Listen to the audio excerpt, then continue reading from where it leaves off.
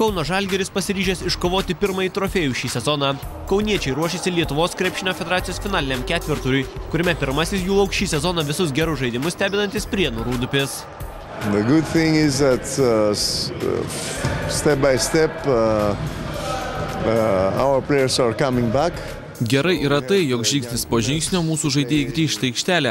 Estijoje jau žaidė Paulius Jankūnas ir Mantas Kalnietis. Mindaugas Kuzminskas nesijautė labai gerai, dėl gripo jis buvo ilgesniam laikui iškritęs iš rikiuotės. Kartu su komanda jau treniruojasi Bovanas Marjanovičius, o tai gera naujiena mums. From today also Marjanovič will practice with the team, so this is good news for us. Besiruošdami LKF finaliniam ketvirtui kauniečiai šią savaitę sutriuškino Talino Kalef ekipą.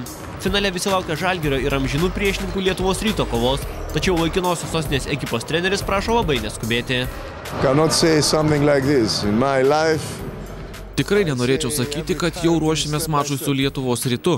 Savo gyvenime nuolatos kartoju, kad viskas vyksta žingsnis po žingsnio. Žaidžiant su viena komanda reikia ją nugalėti tam, kad patektume finalą. Todėl mes nekalbame apie finalą, o kalbame apie pusfinalį. Turime būti labai susikoncentravę, žaisti kietai, kad laimėtume rungtynes.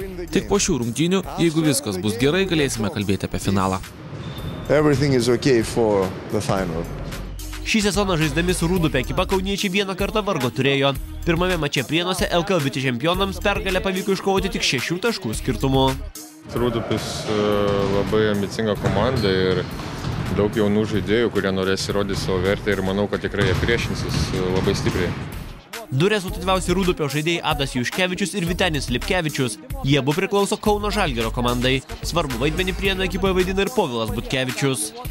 Manau, kad ir stengiasi labiau ir dėl to jie ir yra žalgiriečiai, kad jie, kaip sakant, yra geri žaidėjai ir paskolinti kitas komandas turi būti lyderiai, nes jeigu jie nebūtų lyderiai, tai tada nebūtų ir žalgiriečiai. Jie stengiasi, aišku, dar su dviguba jėga, nes kitais metais, manau, nori būti ne Rūdupio Žalgirį. Rungtynės tarp Kauno Žalgirio ir Prienų Rūdupio šeštadienį 20 val. Tiesiogiai transliuos Sport 1 televizija.